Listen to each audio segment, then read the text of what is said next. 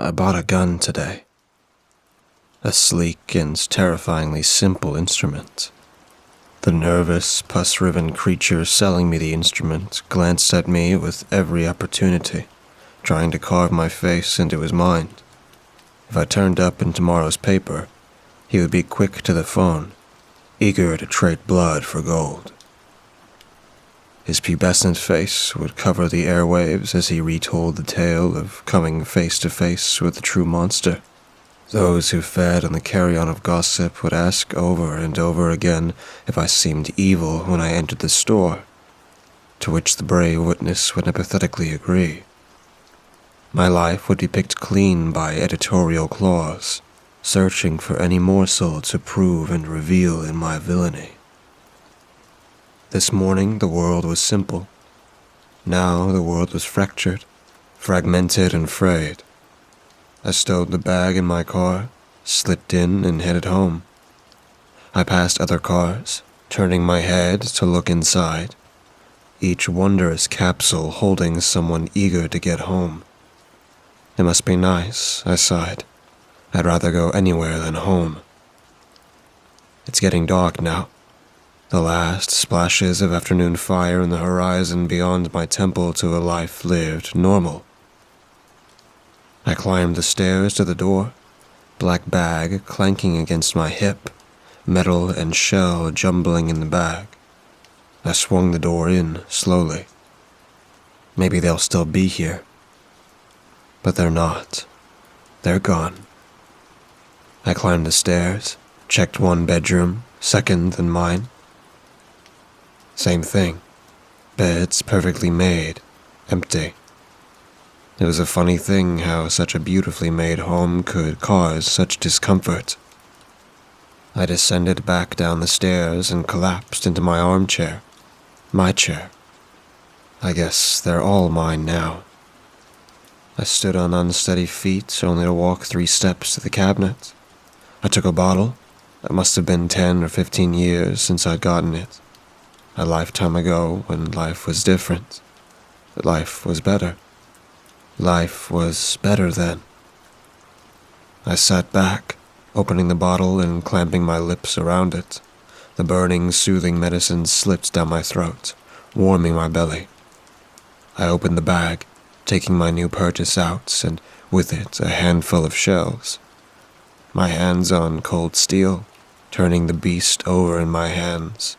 Chilling silver steel, wide-grained stock. I drew on the bottle harder, downing more emboldening heat. I needed bravery for what was next. I slid one shell into the breech, racking the gun slowly, the metallic clicks and cranks the only sound in the room. I look up and around at the smiling faces on the walls. Strangers all. One final long draw of medicine. Bottle moved to my side, then slipped from my fingers to the floor. It rolled away slowly and poured out onto the carpet, the stench clinging in the air. I feel the cold barrel slide under my chin. My fingers trace the lines of the beast. The cold steel should make me shiver, but the liquor holds my nerve.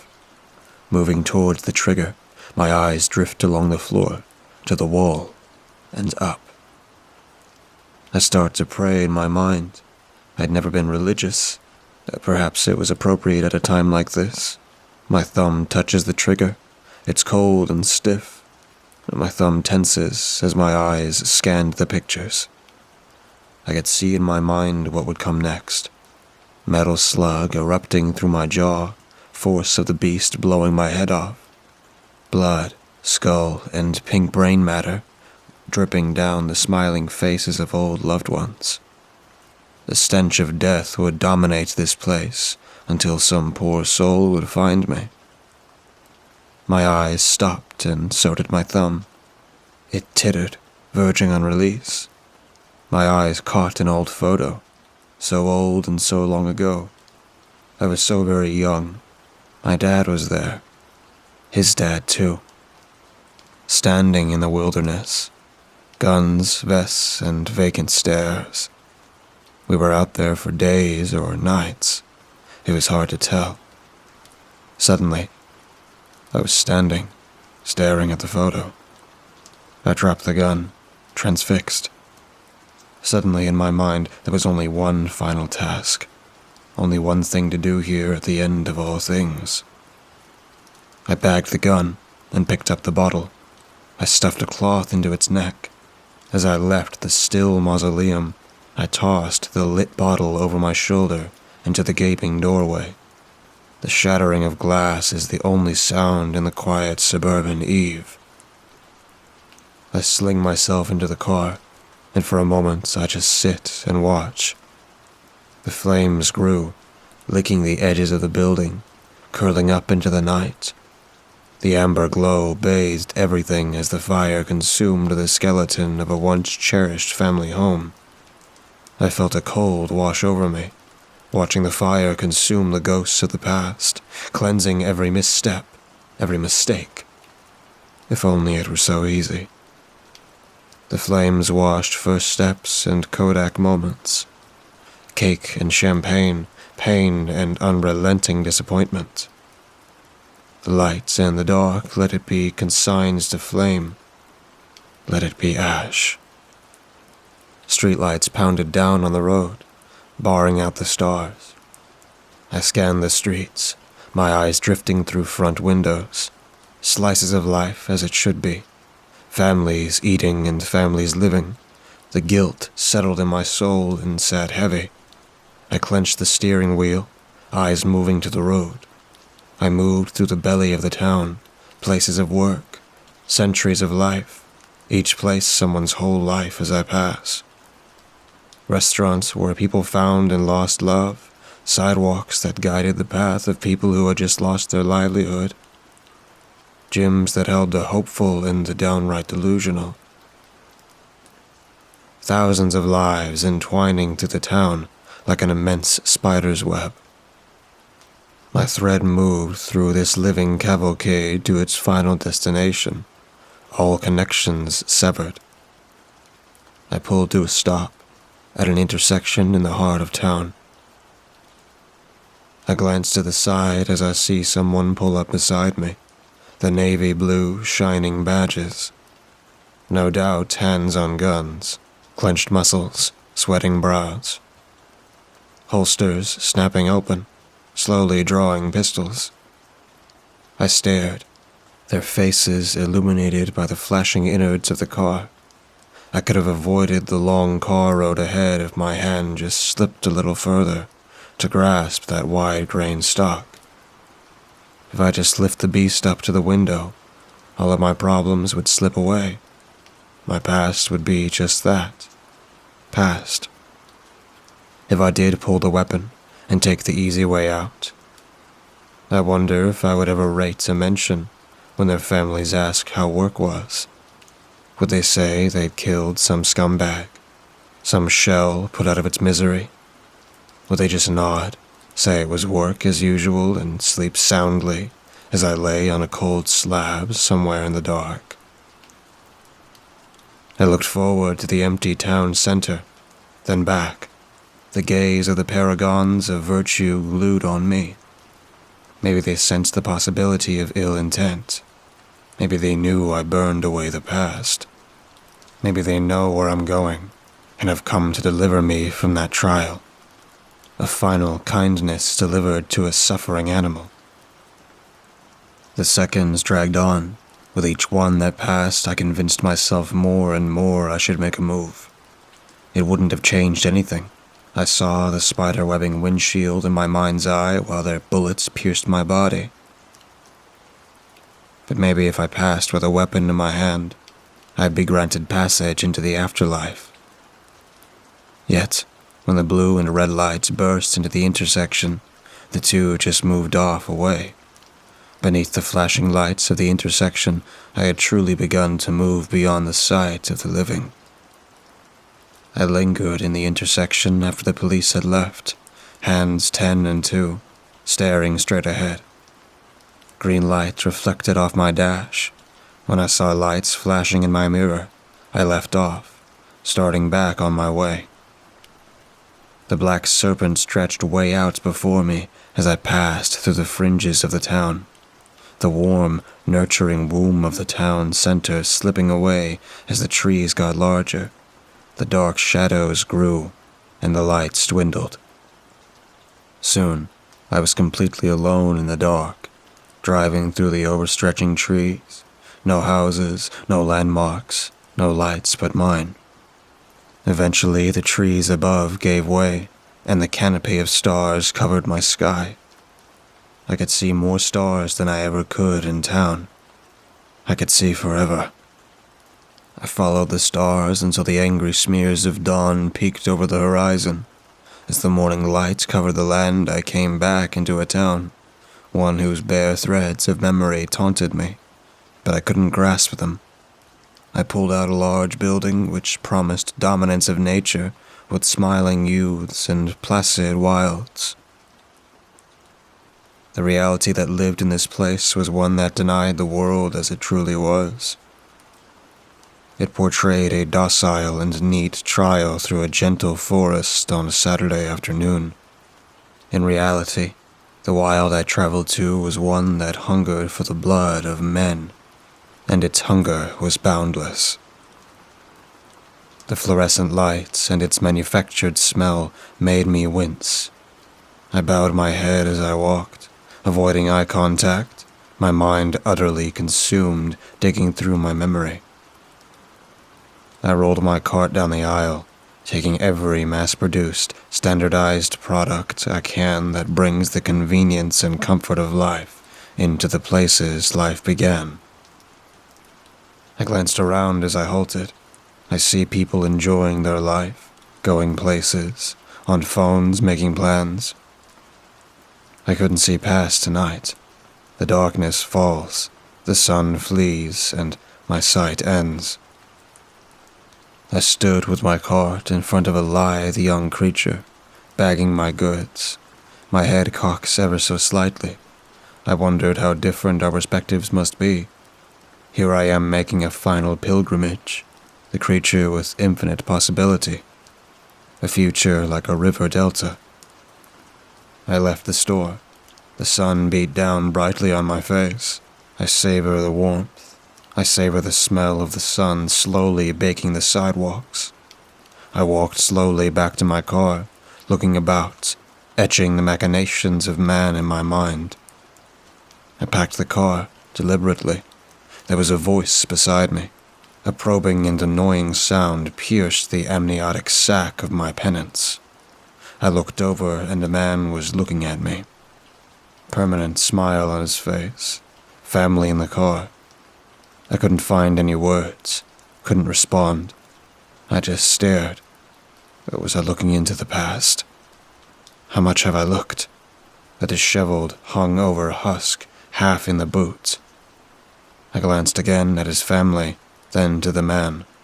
Perfect smile carved into his young face. He was slim and athletic in his jumper. My hand subconsciously rubbed my extra few slightly. He looked happy, genuinely. So did his family. They looked as though they'd stepped out of a picture frame. I wonder where they'd come from, where they're going. Would he be here in 30 years? Would they? All the bright moments that would come, all the shadows that laid in wait. So many ways to end up where I was, so few to avoid it. The man broke off, shaking his head, climbing back into his car, his children gawking at the stranger as they peeled away. I watched them go, climbing back into my car and continued my journey down the asphalt river Styx. Houses flanked the streets, each one same as the last. The white fences, clean lawns, new cars, and fresh lives. The suburbs seemed to stretch on forever. Regular, clear streets, kept lawns. People stopped and waved as I passed. I couldn't help but just stare. The hours didn't thin out so much as the towering ancient trees just started. There seems to be a line that nature just couldn't cross, or perhaps there were bastions of nature that man just couldn't breach. The road turned to dirt. then to snowy mud. The arching trees reached down to the road. The ancient, thick-barking trees blocked the sky and anything to the sides. After what seemed like hours of driving, snow began to fall on the car in earnest. When the trees finally thinned to the point I could see some of the wilderness beyond, I pulled off the track into a clearing. The clearing became my womb to the modern world. I set everything up and waited. Car behind my setup and the path a little past that. The snow seems to fall harder here. An ever-thickening blankets that blotted out all colors of nature.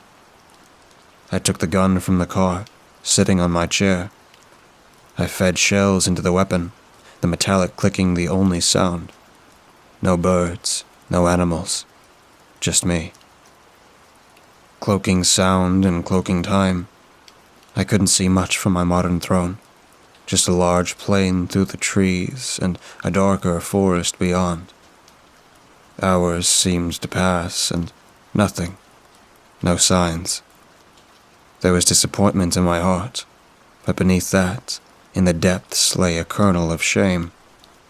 Not only shame, but unworth. I had sought the task and had been deemed unworthy to even fail. Snow fell on me, veiling my emptiness, ushering me into the earth. I felt cold in my bones. No, not cold. Dead. The snow and this place were robbing me of any resolve I had. Being judged unworthy of the white wilderness would consume me as it waited for those who were. Still, the sun clung just above the horizon behind the dark forest beyond. Surely it had been hours now, and night would come at any time. But maybe I had been deemed unworthy of that too. The mementos to modern comforts scattered about me, the hideous blue tent standing offensively against the snow. It began to annoy me, scratching at the edges of my mind. I tried to ignore the thoughts. Without these items, there is no way I would survive in this hostile, ancient environment. Where it scratched before, it tore now. Where I had been annoyed, I was now furious. I was not deemed unworthy by constitution. I was unworthy through action. I stood, brushing the burden of fallen snow onto the ground. I took up my gun and tucked a knife into my belt. I took the tent down, packing up all of the comforts, all of the weakness. I gathered the things into my arms and started to move them towards the car. I threw all the things I had bought into the car, tossed carelessly.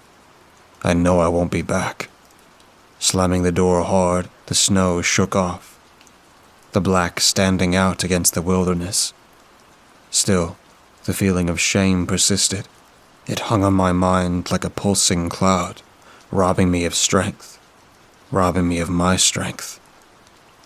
Opening the car again, I took out the oil and turned on the portable cooker, my vain attempt to drag my modern life into this place. Dousing the innards of the car, I lit the seat. I took my gun back into my hands and walked away. I passed the edges of the clearing towards the Great Plain, a titanic, fiery roar obliterating the silence, casting the cloud from my mind. I turned back as I entered the plain. Orange and red flame tops the trees where I had camped. Hot flames consumed the dry old trees and grew at my back. The task would judge me, or it would not be at all.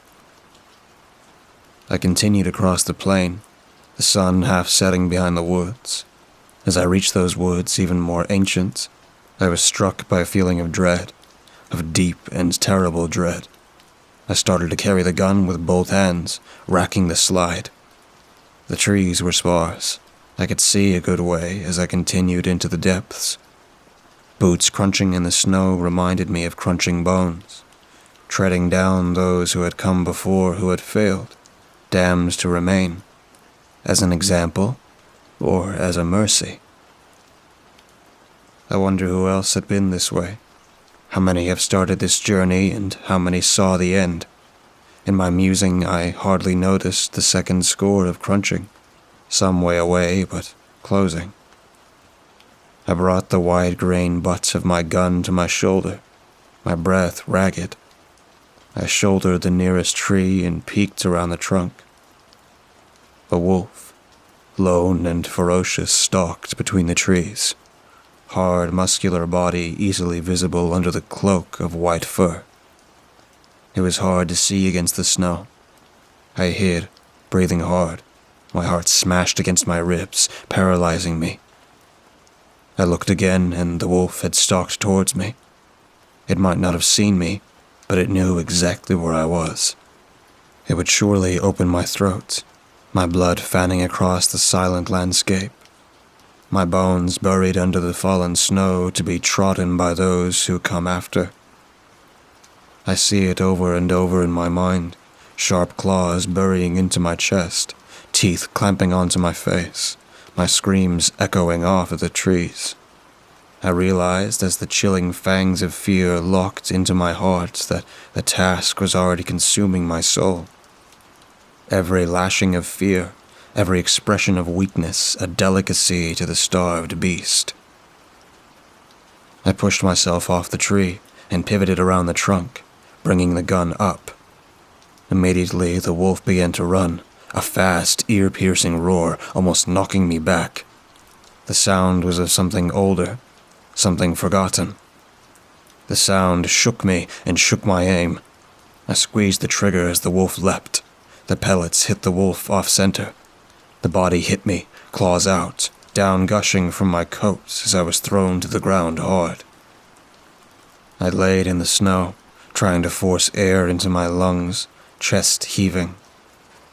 Sounds, raspy and manic, came from over my shoulder. No doubt the wolf survived the first shot. I stood on unsteady legs, the perfect white snow stained with black blood, culminating on the wounded beast feet away from where I'd fallen. I raised the gun again as the wolf stirred, fighting its way to its feet. I pulled the trigger, and there was a loud click. The wolf looked up at me as I frantically racked the slide. This time when it leapt, I shot and hit the wolf straight on. Black blood and viscera sprayed over the snow, steaming as the wolf slumped to the ground. I looked back through the trees to the forest where I'd started. Fire had fed on all the trees where my camp had been. A complete wall of flame. There was no way back. Slinging the gun over my shoulder, I continued through the trees, leaving the wolf to be devoured by the wilderness. The task was complete. I didn't feel any different. I still felt marked. The sun had just fallen beneath the horizon, casting light weakly into the area. I could see, but pools of shadow grew, reaching for my feet as I passed. The ground started to slope upwards when I heard it, that beastly scream. The sound reached into my chest and started my heart thundering. I froze. Pure, undulating fear seeped into my mind. I racked the gun, leaning against the nearest tree, waiting for the beast. Each scream from the beast shook my resolve. Soon, all I could think of was teeth and claws and pain. My gun tracked my eyes as I scanned the tree line. Then, there, one giant claw emerged from a pool of shadow, then another. A great bear emerging from the dark of the forest. Its face and side were spotted and partially hairless. It was unmistakably the same beast. A cold grip of fear seized me. My mind reeled at the sheer impossibility of what I saw. It was the same monster, but it had shed its weaker form. Fear gave way to a wave of emotion. Fire of unquenchable anger boiled in my blood. I had completed the trial. I was worthy. I am worthy. I pushed away from the tree and began towards the bear, snow crunching loudly under my feet. I let loose my own cry, letting my pained hollow bounce off the trees. The sound echoed from my lungs, a slurry of pain and rage. Every bad memory, every mistake, hatred and indignant fury flooded my body. I came within 12 feet of the beast as it reared up. Raising my weapon in one slick movement, I fired into the beast's heart. The sound the beast made was raised from my nightmares. It shook my ribs and my sanity. I felt hot liquid on my cheeks as the wounded monster charged towards me. I racked the gun quickly and fired from the hip, hitting the bear in the face, its man-impaling claws shredding my coat. I felt the cold bite of the wilderness on my lower back inside. The beast collided with a tree, and a torrent of snow fell onto it, making its brown coat bone white. The oppressive silence of the landscape broken by our battle. I turned and started to run hard through the trees, taking advantage of the downed beast. I felt sweat running down my back and face as I fled, my lungs burning. Years of sedimentary opulence caught up with me in seconds. I glanced back. Was that a shape in the dark? I wondered for a second too long, and when I looked back, I charged straight into a tree. I can't remember running or hitting the tree. I just stared up through the canopy, into the darkening velvet sky, snow falling from the sky onto my aching face. I felt the cold flakes falling onto my head wound, mixing with my blood. I felt this place seeping into my body through the cuts and gashes. I was becoming less and less human as time went on. The snow gathered around me and fell on my prostrate form. I could have stayed there, and maybe the beast wouldn't notice me. Warm blood ran down my face from the large gash on my forehead. I gingerly got to my feet, using my gun as a crutch. I was dizzy, uncoordinated. I felt shaken. I brushed myself off and turned around. There wasn't a clear image in my mind, just a blur sweeping me off my feet. Strong predator teeth entered my shoulder. Strong, sharp claws pierced my back. Pain clenched my mind into a vice grip. I'd never felt such an immense and all-consuming pain. I cried out, and my entire body tensed in shock and agony. The bear easily carried me off my feet. My vision blurred. We moved up, and then suddenly, we were falling. A rock ledge entered my sight as I hit the ground. My diaphragm spasmed, and I tasted blood in my mouth. I managed to get onto my hands and knees, blood pouring from my mouth and head wound to the ground. Steam rising in the low light. Blood stuck my clothes to my skin. Every moment made my head spin and my body ache. I suddenly remembered the bear, looking around for the beast. I didn't have to look for long. The beast had fallen onto a cluster of sharp rocks. One had even driven itself so far into the monster that it had gone through the beast's torso. The sharp point standing proudly from the carcass, like a mighty battle standard. It was still alive. The pained whimpers and tiny movements confirmed as much. The beast is strong, impossibly strong. Eternal monstrosity fueled by enduring purpose. I approached it, unsheathing my virgin knife. If the monster was strong, then I must also be strong. I moved to the beast's head. It snapped at me limply, gnashing teeth to no real effect. The leather hilt of my knife gripped perfectly in my gloves. I looked at the almost flawless mirror blade with a fascination before I drove the blade into the creature's neck. Black blood misted out over my body and gushed onto the snow below. I sheathed the blade in the bear's chest, cupping my hands under the open wound. The bear's blood was hot, even through my gloves. I ignored it and immediately brought my cupped hands to my mouth, drinking deeply. The heat building inside me. I feel much better. When I feel full, I stand up, taking my knife from the beast. I stand there with the beast, just the two of us here, alone. Our eyes meet. I search the eyes of the beast for some reason, something that connected us. Hate, anger, thought, anything.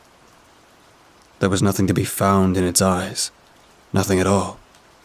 It was as if I'd been fighting the earth or the trees. I leaned closer, searching for anything, my soul aching to not be alone in this white wilderness. As I leaned, the dark enveloped all. I shot up, heart pounding. The trial continued. Darkness consumed us. In the inky blackness, I heard pained, tortured screams. The sound of sickening bones snapping and reshaping, popping and squelching. The faint light from the moon painted the trees. I took off, quickly, furiously.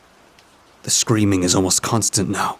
I can see the mangled beast in my mind driving itself from the spikes. My body begged me to stop, the collage of wounds extracting a heavy toll on my body. Each step jolted my body with fresh hell. Footsteps of thunder boomed, a great beast smashing through the trees. I ran fast and hard, a maelstrom chasing me through the woods. Snapping wood, falling snow, a cacophony of sounds chasing me. All of a sudden, the sound stopped. The footsteps, the crashing. Dead silence falls in the woods. I slowed to a walk and then stopped altogether. I turned, racking my gun. I held it across my body with both hands, waiting for a sign. My eyes barely adjusted to the dark. A large, clawed hand shot from the dark to carve my chest open. It would have done so if not for my gun. I stood agape, holding 2 pieces of my gun. Shotgun pellets patterned in the snow carpet. The useless halves of my weapon falling from my shaking hand. The attack played over and over in my mind. The claw and its incredible speed. I just fled.